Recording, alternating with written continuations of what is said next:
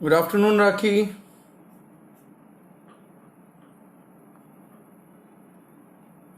Hello, Deepak. I'm good. Great afternoon, Jignesh ji. Welcome, Tiwari ji. Hello, Manoj ji. Good afternoon, Prashant.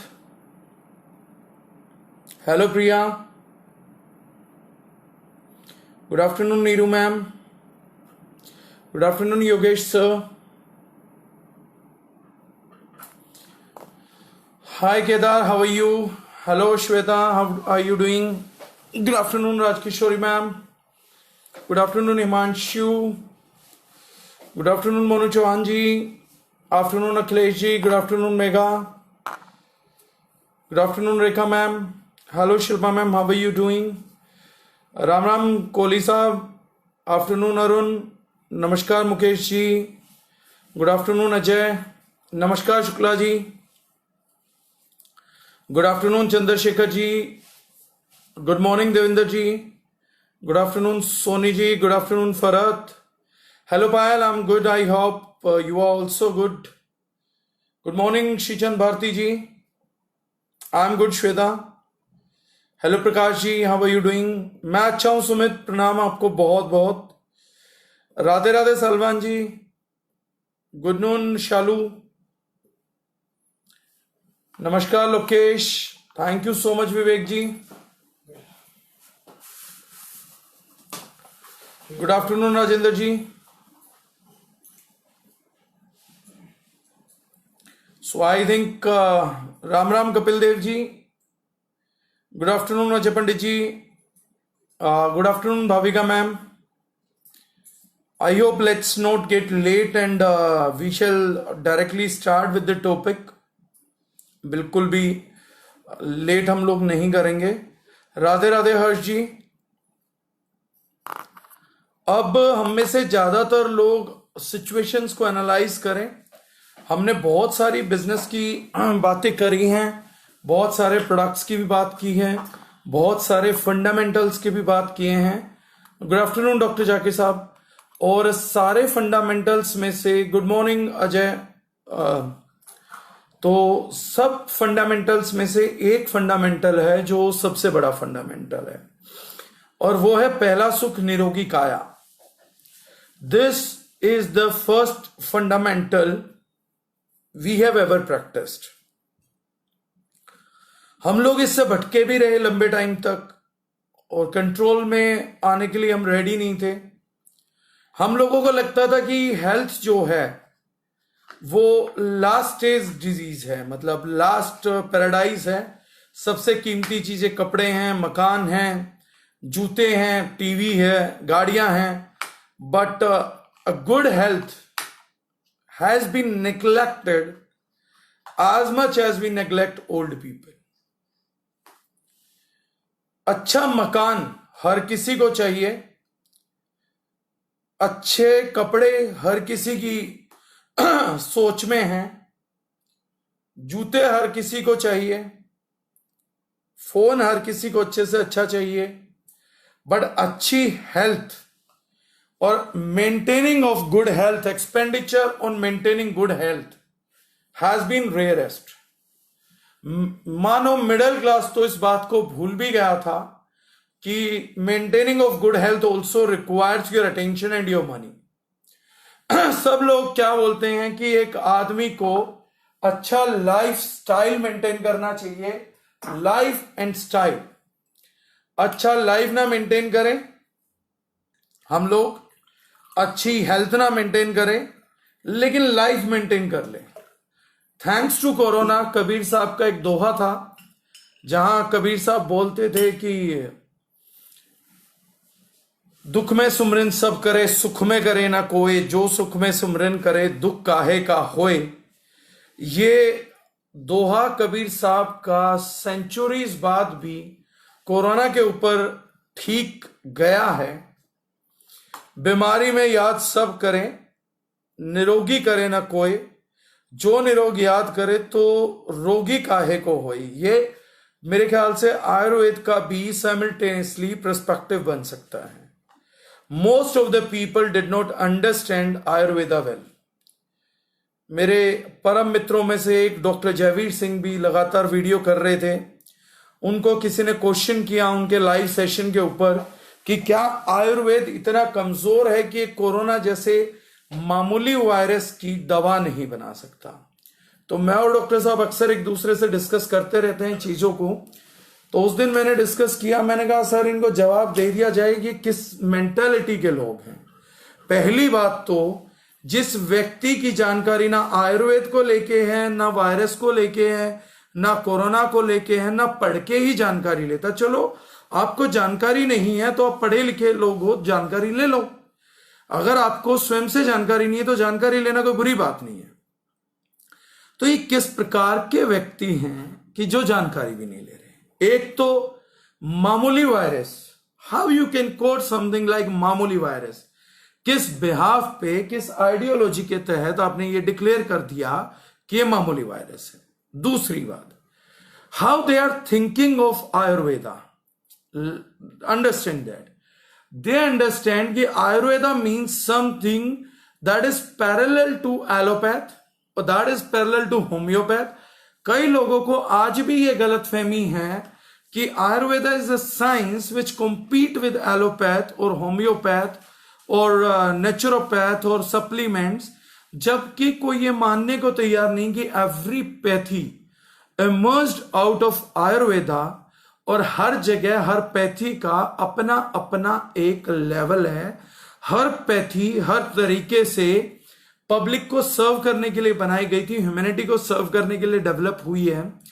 बुरा हाल तब हो जाता है जब पेशेंट अपने अनजाने में और डॉक्टर अपने प्रॉफिट में, to give our self a comfort zone और to give patient a comfort zone, doctor एक पैथी को ही ये बोल देता है कि दिस इज कॉन्टिन्यूअस।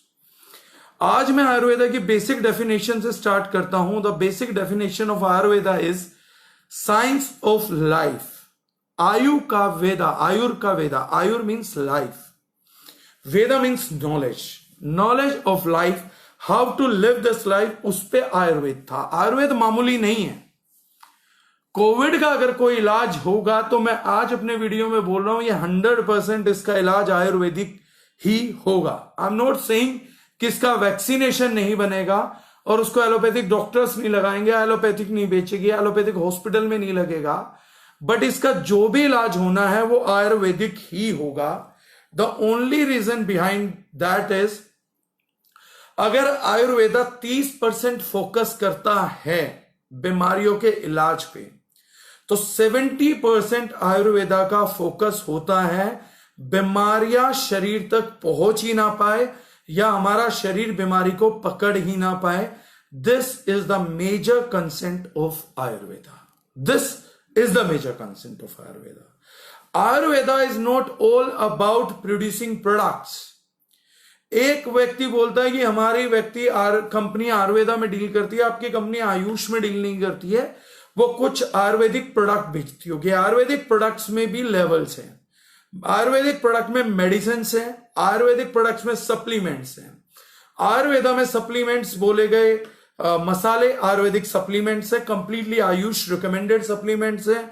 गरम मसाला आयुर्वेदिक फॉर्मुलेटेड सप्लीमेंट है। Natural, safe, easy to intake, highly efficated, disease protectors, बशर्ते बेस्ट। हम बेस्ट सप्लीमेंट लेना चाहते हैं लेकिन हम बेस्ट स्पाइसेस नहीं लेना चाहते, राइट? तो ये जो चीज है आयुर्वेदा की दी गई है। आयुष ने हमारे को बताया कि सीजन वाइज फ्रूट खाइए, ये हमें जिन्होंने प्रायर डिमांड रखना स्टार्ट किया, दैट इज आयुष। प्राणायाम आयुष है, सांस लेने का सही गलत तरीका आयुष है, आयुर्वेदा है, कंप्लीटली आयुर्वेदा। आयुष बोल लीजिए, आयुर्वेदा बोल लीजिए, कंप्लीट है। तो सप्लीमेंट दिए, दवाइयां दी, फॉर्मुलेशंस दिए, is a supplement, it's an Ayurvedic supplement, it's emerged out of Ayurveda. तो आयुर्वेदा की डेफिनेशन कभी भी छोटी नहीं हो सकती है, लोग बहुत छोटे में ले जाते हैं। सर्दियों में बाजरे की रोटी आयुर्वेदा है, गर्मियों में जवार का रोटी, जौ का पानी आयुर्वेदा है, लस्सी आयुर्वेदा है, it Kemps out of Ayurveda. गुड़ आयुर्वेदा है। अगर आयुष ना होता, आयुर्वेदा की नॉलेज ही नहीं होती, तो होता ही ना गुड़। अगर किसी साइंटिस्ट को आप बोलेंगे कि गुड़ बनाने की प्रक्रिया बना लीजिए, तो वो करोड़ों रुपए लेगा और कई साल लेगा तो जाके हमारे को गुड़ मिल पाएगा। ठीक है, समझने की बात है, उसको बेसिक रूट पे समझिए। आयुर्वेदा का 70% फोकस इम्यूनिटी को बिल्ड करने में होता था।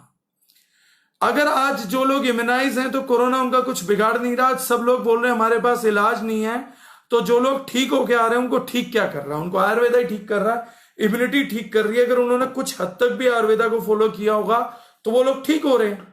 जो लोग बिल्कुल ही फॉलो नहीं करते तब उनको कौन ठीक कर लेगा? उनको तो स्वयं भगवान जी नहीं ठीक कर सकते। जो लोग आयुष फॉलो नहीं करते थे, अब लोग बोल रहे हैं ये कम उम्र वाले ज्यादा उम्र वालों को मार रहा है, लेकिन एक लेडी 95 ईयर्स की भी बच के निकल गई। May be she has followed good practices, good lifestyle. तो ये जो चीज है ये हम लोगों ने समझी नहीं कि Ayurveda is not limited to products और it's not limited to diseases. जिस बेवकूफ ने ये बोला कि आयुर्वेदिक क्या इसका कोई प्रोडक्ट नहीं बन पाएगा, why you are focused on product? Ayush बोल रहा सुबह लंबी सांसें लो, लंबी सांसें छोड़ो, खाने में ये चीजें खाओ, मौसमी फल खाओ, उबली हुई चीजें ज्यादा लो। जो भी आयुर्वेदा बोल रहा, why don't you take it as a comprise thing? और उस चीज को क्यों नहीं करते हैं? एक चीज, क्या आप लोगों ने आयुर्वेद को जबरदस्ती, हम लोगों ने ये डिक्लेयर कर दिया है कि आयुर्वेदा को तभी हम महान मानेंगे जब ये कोई उस रेमेडी का क्विक प्रोडक्ट लेकर आएगा। आयुर्वेद ने 5000 साल पहले कहा था कि हम लोगों को ऐसे मूर्खतापूर्ण एक्सपेक्टेशन नहीं रखनी है।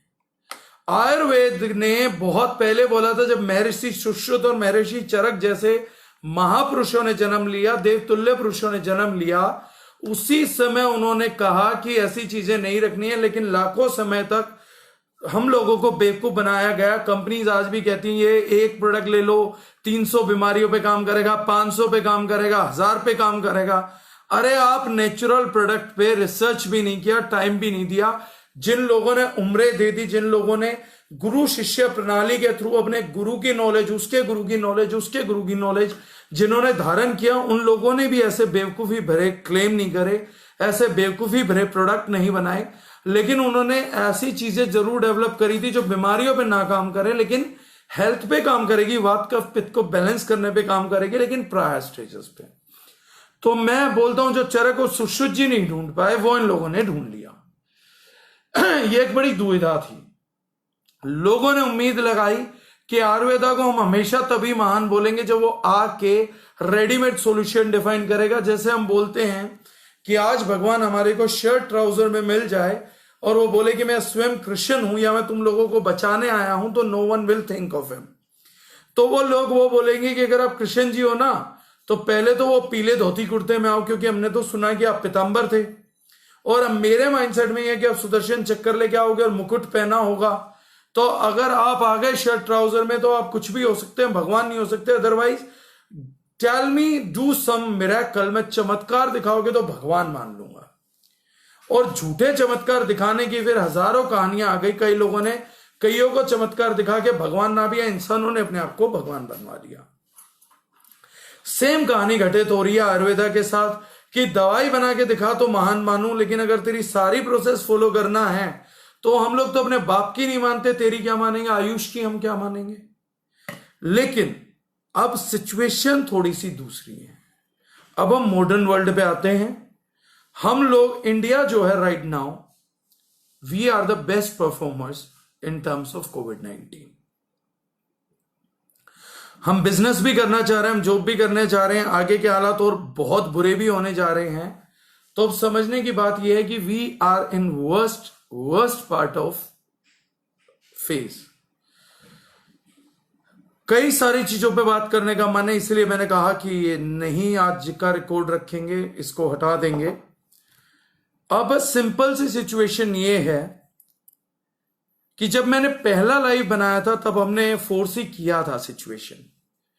समझदार लोग ये जानते हैं कि चाहे सरकार हो चाहे इंसान हो, हर आदमी के पास एक कैलकुलेटेड पैसा है। नो डाउट सरकार को हर महीने 3,500 करोड़ का रेवेन्यू मिलता है। 99.99% लोगों को पूरी जिंदगी में 3.5 करोड़ रुपए भी देखने को नहीं मिलते। ये लोग सोचते हैं कि जब हम 30-35 हजार रुपए महीने में, 20 हजार रुपए महीने में या 10 हजार रुपए महीने में जब हम अपना जीवन पालन कर लेते हैं, हम चीजें चला लेते हैं, तो ये कैसे पॉसिबिलिटी है कि सरकार के पास तो अनलिमिटेड मनी है। दे टेक इट एज कि 3,000 करोड़ 3,500 करोड़ तो पुश्तों से ना मुके। वो लोग मानते हैं कि जिंदगी में ये चीज इतना पैसा है कि तो खत्म ही नहीं होगा। पूरे देश को डेली बैठ के रोटी खिला लीजिए, सारे काम कर दीजिए, पैसा नहीं होगा। और सरकार के पास पैसा खत्म हो गया तो आरबीआई जैसी संस्था या तो ये तो प्रेस में छाप लेंगे, क्योंकि हम लोगों का मानना यह है कि मेरे घर में मशीन होती तो मैं नोट छाप लेता। वो लोग भूल जाते हैं कि अगर एक आदमी 10,000 कमाता है और 6 बच्चे पालता है तो उसमें बहुत ज्यादा योगदान सरकारों का ही है। सरकारी school free, subsidy free, ration 1 रुपए 2 रुपए, तो सरकार उनको अफोर्ड कर ही रही होती है, तो जाके कहीं पे वो बच्चे पल पाते हैं। लेकिन वो अचीवमेंट अपनी मान लेते हैं कि हमने तो 10,000 में बच्चे पाल लिए, 12,000 में बच्चे पाल लिए। जैसे पलने चाहिए थे वैसे तो नहीं पाले गए।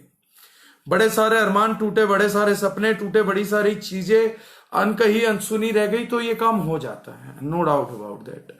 लेकिन हम चिंतित थे, तब मुझे ये मालूम था कि अगर 15 अप्रैल तक सिचुएशन नहीं सुधरी तो फिर सुधरनी बड़ी मुश्किल हो जाएगी। और बेटर यही था कि जो लोग उस टाइम पे, सिर्फ उन लोगों में कोरोना का डर था जो लोग बाहर से आए थे या जो उन लोगों के टच में आए थे। गवर्नमेंट क्या कर रही थी, उन लोगों को बार बार पूछ रही थी, लिस्ट खंगाल रही थी, कॉन्टैक्ट हो रहे थे, और वो लोग जिसके कॉन्टैक्ट में, उनका टेस्ट करके जो पॉजिटिव थे, जिनके कॉन्टैक्ट में आ रहे थे, तो उनको भी हमारी सरकार जो थी क्वारंटाइन कर रही थी। और कोई भी प्लीज पर्सनल कमेंट नहीं करेगा, ये टॉपिक सेंसिटिव है, इस चीज को बहस की तरफ मत मोड़ दीजिएगा प्लीज। तो वो चीजें जो थी वो कॉन्टैक्ट में नहीं आ रहे थे, तो गवर्नमेंट ने बड़ी जल्दी, इंडियन गवर्नमेंट ने, आई अप्रिशिएट गवर्नमेंट डिसीजन, बड़ी जल्दी एक फैसला लिया कि 22-23 दिन लगाते हैं, जो भी सिचुएशन होगी मोटा मोटा ऊपर नीचे करके संभाल लेंगे। लेकिन इसको संभालने की कोशिश करते हैं और लोग एक दूसरे के टच में ना आए, तो फौरन से आए हुए लोगों को चेक करेंगे, उनको क्वारंटाइन करेंगे, बाकी लोगों को क्वारंटाइन करेंगे, तो एक सर्कल खिंच जाएगा और अप्रैल 15 तक हम लोग इस पे मोटा मोटा हालात पे काबू पा लेंगे। ये गवर्नमेंट की भी सोच थी, ये बाकी भी थी। हम लोगों ने भी कोशिश करी कि इतने ही टाइम में चीजें हो जाए, क्योंकि उसके बाद हमें पता था कि इकोनॉमिक कोलैप्स हो जाएगी, लोगों को खाने की रोटी के लाले पड़ जाएंगे और सभी को पड़ेंगे, ऐसा नहीं किसी एक को।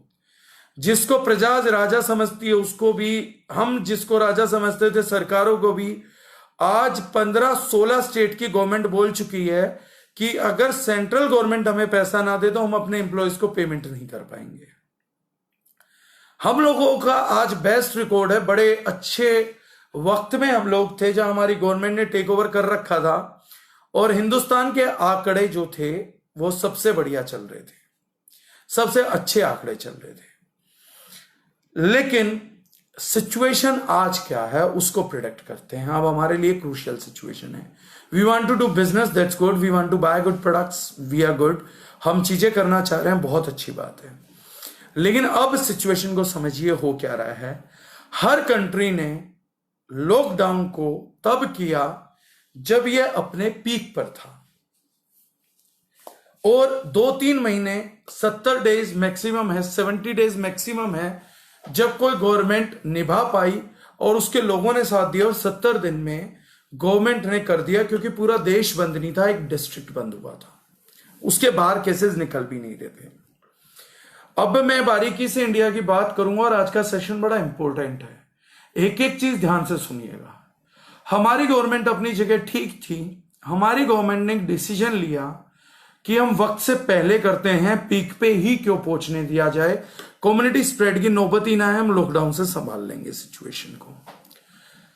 लेकिन हमारी इकोनॉमी बहुत कमजोर थी और कोलैप्स हो रही थी। लोगों के अलग अलग मत है, मैं टेक्निकली भी जवाब दे सकता हूं, बाद में अगर सवाल आएंगे तो मैं दे भी दूंगा, उसके बाद आपके क्लियर हो जाएंगे। बीच में मैंने कहा कि विचार मत उड़ेलिएगा, फैक्ट्स कुछ पूछना है सवाल तो करिएगा, लेकिन बहुत सारे लोगों के सवालों के जवाब है मैं दूंगा और बाद में उन्हें क्लियर करके जाऊंगा कि कैसे इकोनॉमी कोलैप्स हुई है, कैसे हमें अपनी आंखें खुली रखनी चाहिए।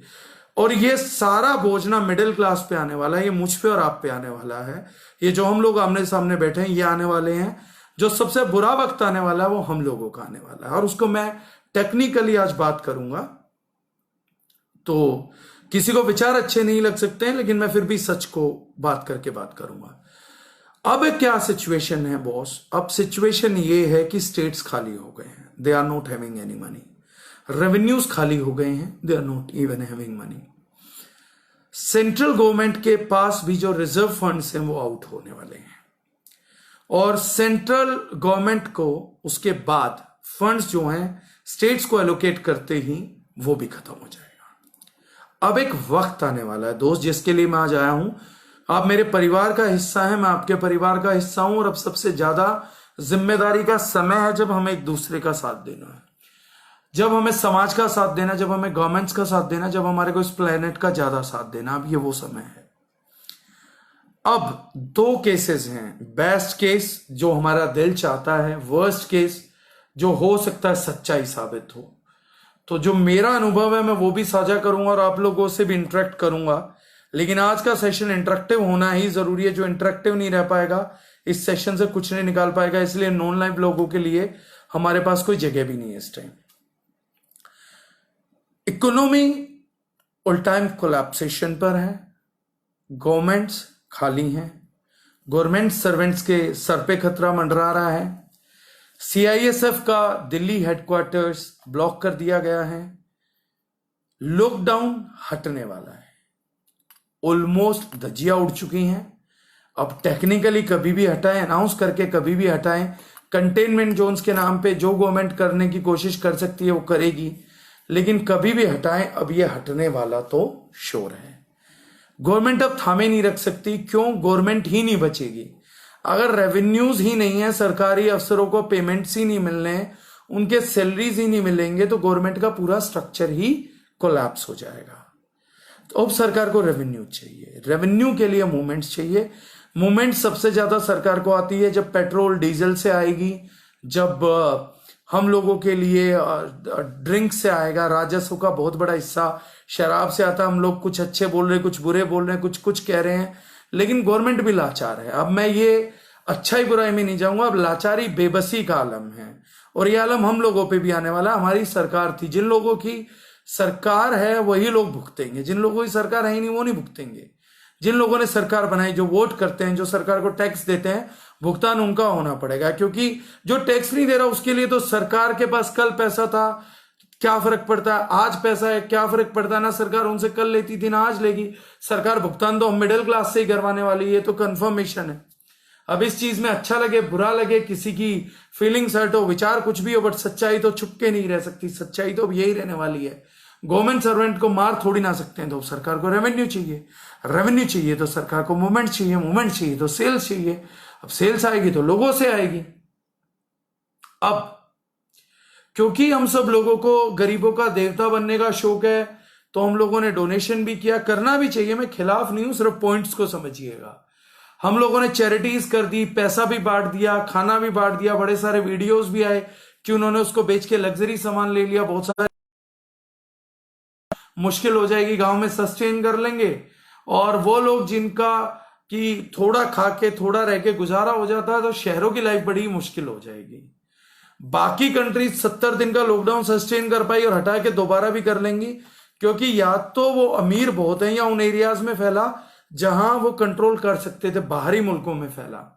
अगर मैं बात करूं वुहान की, तो वो चाइना के अंदर कोई बहुत ज्यादा बड़ा कंट्रीब्यूटर डिस्ट्रिक्ट नहीं था, ऐसा प्रांत नहीं था जो चाइना को बहुत बड़ा कंट्रीब्यूट करता था, तो चाइनीज इकोनॉमी को कोई बहुत बड़ा धक्का नहीं पहुंचा।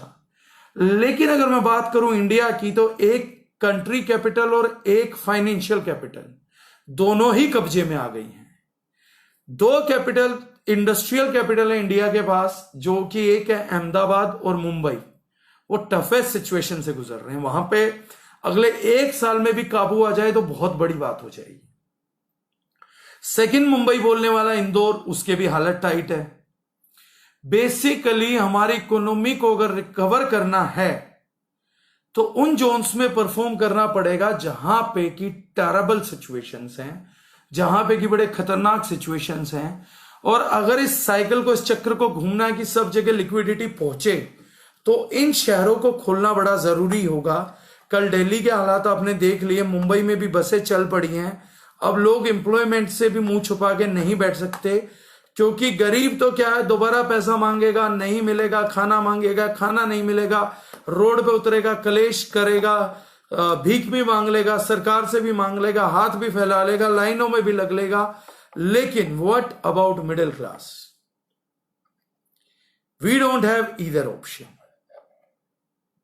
ना हम लाइन पे लग सकते हैं, ना बहुत ज्यादा मांग सकते हैं। जिन लोगों से मांगना है वो भी खाली हो चुके हैं, जो खाली नहीं हुए उन्हें सरकार टैक्स के नाम पर खाली कर देगी। एमएसएमईज पे रेट और अब बहुत ज्यादा टैक्सेशन का बोझ डाल दिया जाएगा। शराब पे 70% टैक्स डाल दिया। आज दिल्ली में 7 रुपए डीजल के प्राइसेस बढ़ा दिए गए, टैक्सेशन बढ़ गया। 7 रुपए डीजल बढ़ेगा तो हर मूवमेंट, हर प्रोडक्ट महंगा हो जाएगा, रॉ मटेरियल महंगा हो जाएगा, प्रोडक्शन महंगी हो जाएगी। कॉटन में अभी मैं आज बात कर रहा था सैनिटरी नैपकिन की, तो वो 20% महंगे हो गए हैं रॉ मटेरियल्स हम लोगों के।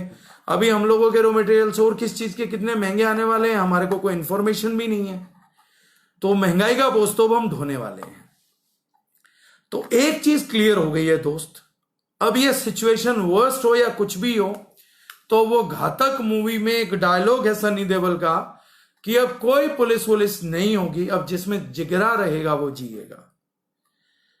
बुरी बात यह है कि जब हम ऑलमोस्ट कम्युनिटी स्प्रेड में, कम्युनिटी स्प्रेड की पहचान क्या होती है कि जो कोरोना की कर्व है ये अप डाउन ना जाके अप जाने लग जाए। पिछले 5 दिन से जो मैं देख रहा हूं कि इंडिया में कोरोना का केसेस अपने डेली के नए रिकॉर्ड्स ब्रेक कर रहा है। डेली के मतलब पहले 1600 थे तो अगले दिन 1800 हुए, फिर 2000 हुए, फिर 2200 हुए, फिर 2800 हुए, फिर 3200 हुए, 3600 हुए, 3900 केसेस तक हम लोग पर डे लेवल पे पहुंच गए। And this curve denotes community spread. अभी तक तो पास्ट हिस्ट्री में यही हुआ है कि इसी कर्व के आधार पे कम्युनिटी स्प्रेड को डिक्लेयर किया जाता है। This has been the verdict in other nations. हम लोगों के यहां पर भी अब मोटा मोटा यही हो रहा है। जब उन कंट्रीज में हालात पीक पे थे तो लॉकडाउन कर दिया गया टू स्लो डाउन। हम लोगों को, मुझे स्पेशली ऐसा लग रहा है कि हमारा लॉकडाउन तब हट रहा है जब हम पीक पर हैं, और दोबारा लॉकडाउन लगाने की सिचुएशन में सरकार अगले 6 महीने से साल भर नहीं है।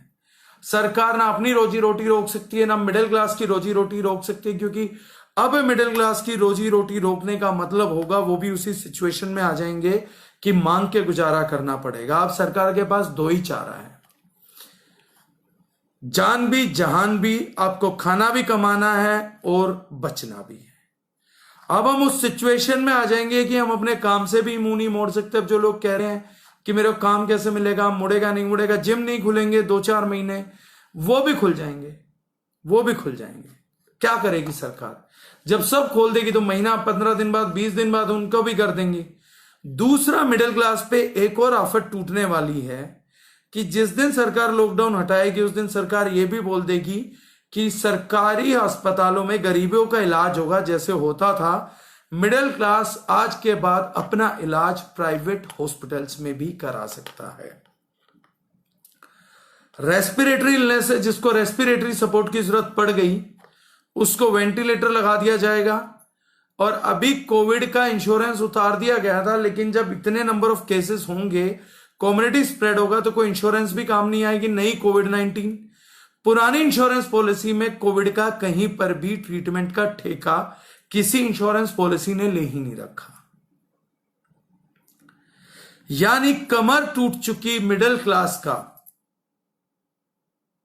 भाग्य और भविष्य, ये अब या तो उसके हाथ है या परमात्मा के हाथ है। यह मुद्दा अब गंभीर हो चुका है।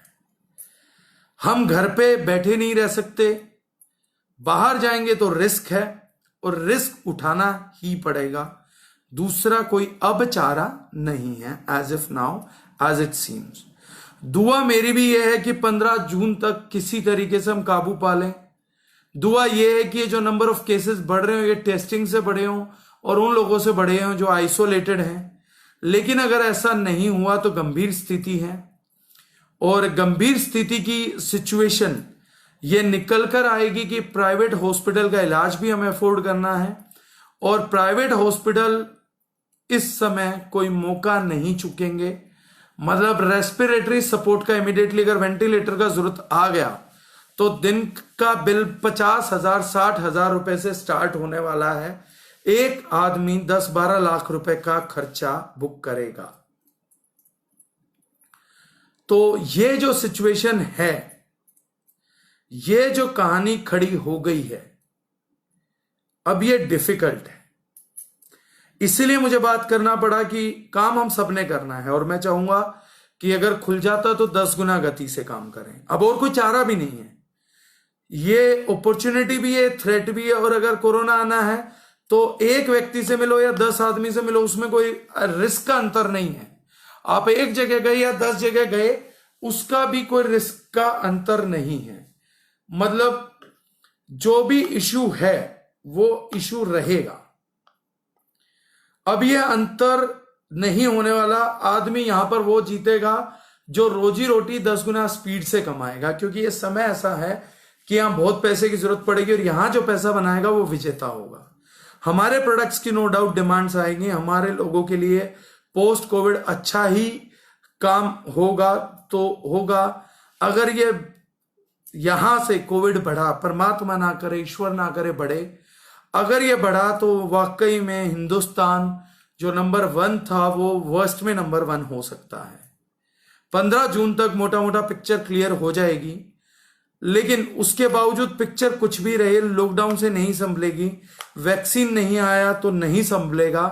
तो हम लोगों के पास रह गया इम्यूनिटी। घातक मूवी का डायलॉग था, जिसमें जिगरा रहेगा वो जिएगा। अब जिसमें इम्यूनिटी होगी वो जिएगा। अब इम्यूनाइज कई चीजों को करना है, प्रोटेक्शन भी कई चीजों की करनी है, इम्यूनाइज भी कई चीजों का करना है। तो मेरी जितनी नॉलेज है मैं चाहता हूं कि उसमें मैं आप लोगों की मदद करूं, जो मेरे से बन पाए, जितना मेरे से हो पाए। जितना नहीं हो पाएगा मैं उस चीज का कुछ नहीं कर सकता, लेकिन जितना हो पाए मैं उसमें चाहूंगा कि उतना मदद मैं आप लोगों का कर पाऊं। अब सिर्फ हम अपनी टीम का नहीं, इंडस्ट्री की भी जो कंपनीज टच में हैं, I am telling them solutions also कि जो भी बच सकता है बचे। क्योंकि लोग होंगे तो बिजनेस होगा, लोग होंगे तो अपनापन होगा, लोग बचेंगे तो चीजें होंगी। सबको तो नहीं बचा सकते, पर जितनों को बचा सके एक सकारात्मक कोशिश करेंगे। तो सबसे बड़ा सवाल यह है कि how to live with Covid. जब रोजी रोटी कमाने के लिए निकलेंगे या घर से कोई निकलेगा, तो अब कोविड की रोकथाम कैसे करी जाए, सबसे बड़ा और अहम सवाल। सबसे बड़ा और सबसे अहम सवाल। अब कोविड को कुछ समझना है। सबसे पहले इन्फेक्शन ना हो, ये हम तक ना पहुंचे, उस चीज पे हमें काम करना है। सेकंड, इन्फेक्शन अगर पहुंच जाए तो क्या काम करना है। पहली चीज तो यह है कि मास्क को इंपॉर्टेंस दीजिएगा और लगातार पहने रखिएगा। कारण क्या है कि मान लीजिए हाथ पे या स्किन पे कहीं आ गया तो इसको हमारा नेजल पैसेज चाहिए और हमारा मुंह चाहिए, ताकि हमारे अंदर तक ट्रेसपास कर सके। वाया स्किन इसका पेनिट्रेशन अभी तक नहीं हुआ है, किसी भी केस में नहीं हुआ है। इसको हमारी बॉडी के अंदर जाना है तो इसको हमारे नाक और मुंह तक पहुंचना पड़ेगा। मास्क नेसेसरी दूसरे से नहीं बचाता, हमारी जो हैबिट है बार बार हाथ मुंह टच करने की बिना सैनिटाइजर यूज करे, उसकी हैबिट से बचाता है। आपने एक बार हाथ सैनिटाइज कर लिए और आप कहीं बाहर नहीं निकल रहे हैं, तो फिर हाथ सैनिटाइज करने के बाद आप मास्क रिमूव कर सकते हैं। अदरवाइज कोशिश करिए कि पूरा दिन मास्क पहन के रखें, ताकि हाथ आपके नाक और मुंह तक ना जाए। सेकंड चीज, अब ये आग कैसे भी सकता है, मतलब इसका कुछ नहीं है, ये सरफेसेस के थ्रू आ सकता है। ये हमारे हाथ तक पहुंचेगा, हाथ से नाक मुंह तक पहुंचेगा या कहीं भी पहुंच जाएगा। हमारे बाल इसका एक रास्ता है जहां से ये आ सकता है। हमारी स्किन एक रास्ता है, उसके थ्रू तो आ ही सकता है। हमारे कपड़े का रास्ता है जहां से आ सकता है। हमारे जूते एक और रास्ता है जहां से आ सकता है। हमारे घर में फल फ्रूट एक रास्ता है जो आ सकता है। हमारे घर का सामान एक रास्ता है जो आ सकता है और आया हुआ घर में पड़ा भी रह सकता है। तो एक प्रोसेस और फ्लो चार्ट को समझते हैं जिसके थ्रू कोविड का होना मुश्किल हो जाए। नहीं, आंख से पेनिट्रेशन नहीं है मनोज जी, इसका पेनिट्रेशन वाया स्किन कहीं भी नहीं है। अब क्या है कि आपकी बालों पे टिका हुआ है, आपने हाथ मारा आ गया और गलती से मुंह हाथ पे लगा लिया तो प्रॉब्लम खड़ी कर देगा। तो इसलिए जो है अब इसको समझते हैं कि अभी तक जो घर सेफ है वो सेफ है।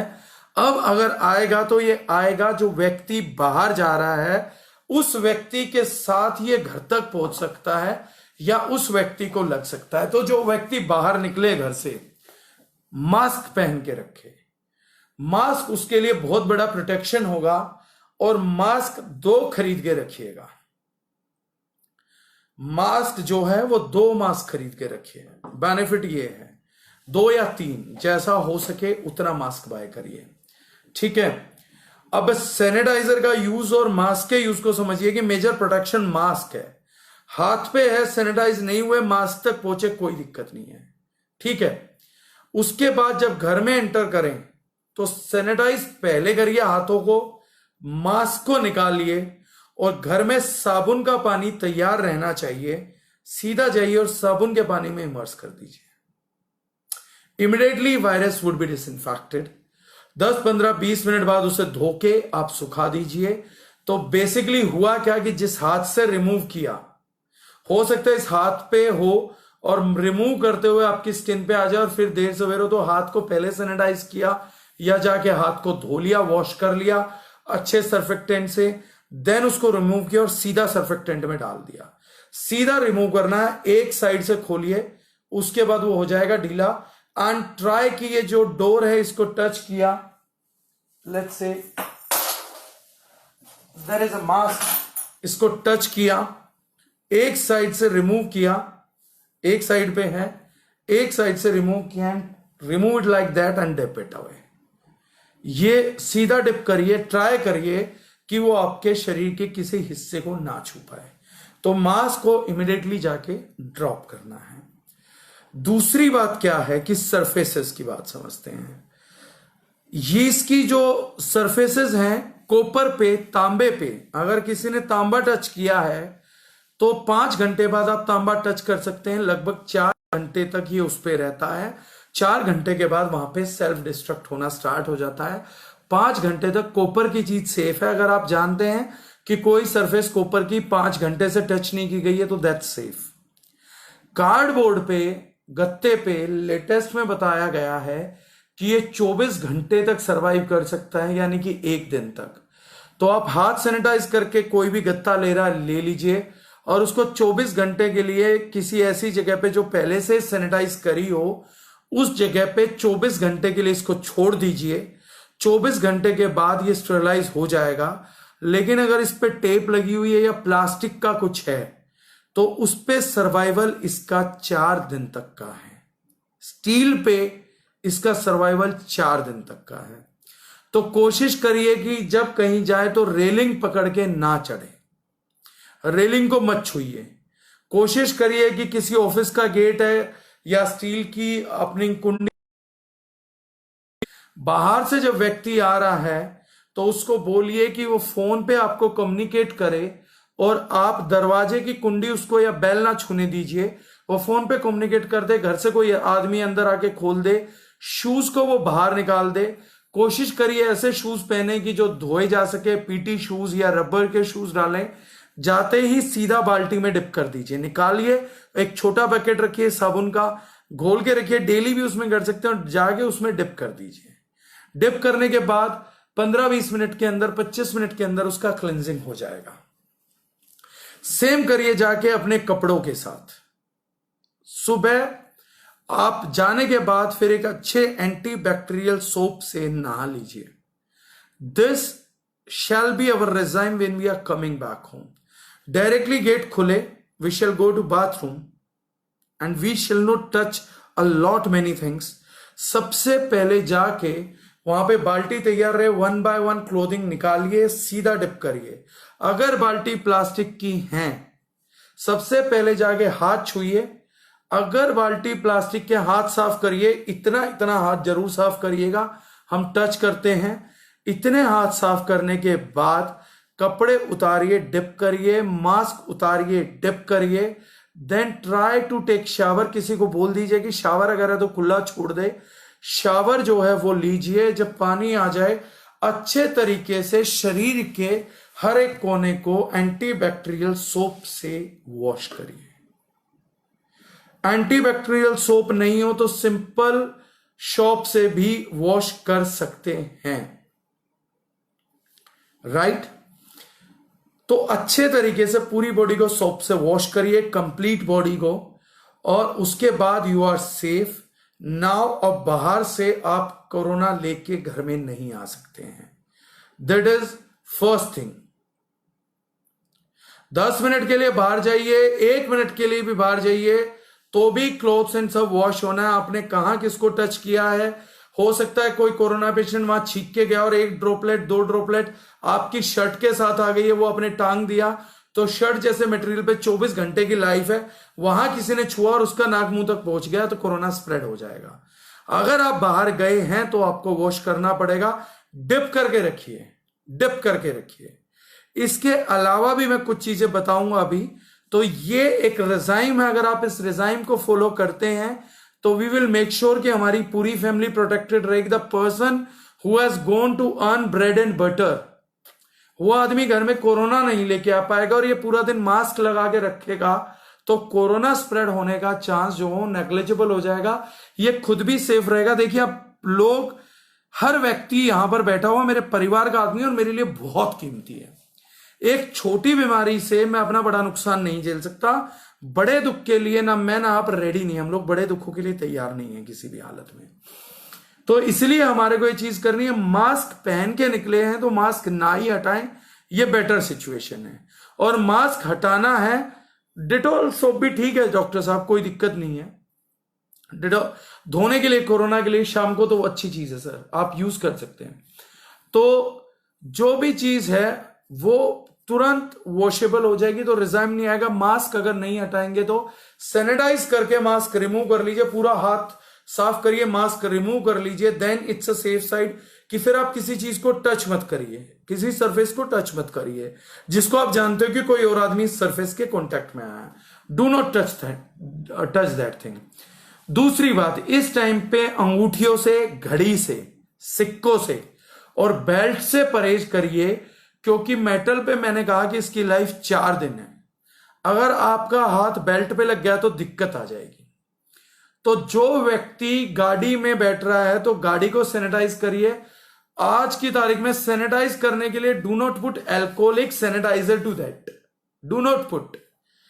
इस टाइम पे आपके काम आएगा होम एक्टिव प्लस। कोलिन्स की खाली बोतल लीजिए, उसमें होम एक्टिव प्लस भर लीजिए। होम एक्टिव प्लस भर के मतलब अच्छी क्वांटिटी में, अगर इसमें डाइल्यूशन करना है तो 500 ml की बोतल में 50 ml डाल लीजिए। 50 ml की बोतल में शेक करिए और गाड़ी के जिस हैंडल को आपने पकड़ के छूना है उस हैंडल पे पहले कोलिन्स का स्प्रे मार लीजिए या होम एक्टिव प्लस का स्प्रे कर लीजिए। उसके थोड़ी देर बाद आप उसको खोल सकते हैं, उसको अच्छे से वॉश कर सकते हैं हाथों को सैनिटाइज करके, तो वो सरफेस पे होगा तो मर जाएगा। Then you can go into your car, your hands has been sanitised, your handle has been sanitised. या जिससे आजकल हम पानी देते हैं गमलों में तो वो ऑटोमेटिक स्प्रेडर होता है, ठक ठक ठक ठक पंप किया, उसमें कोलिन्स भर के गाड़ी में रख लीजिए या पहले घर से ले जाइए, स्प्रेड करिए, गाड़ी में रख दीजिए, वापसी उठा ले जाइए स्प्रे करिए। तो उस तरीके से भी हम अपनी गाड़ी को डिसइंफेक्ट कर सकते हैं। हैंड सैनिटाइजर से 50 रुपए के 100 ml से कितना,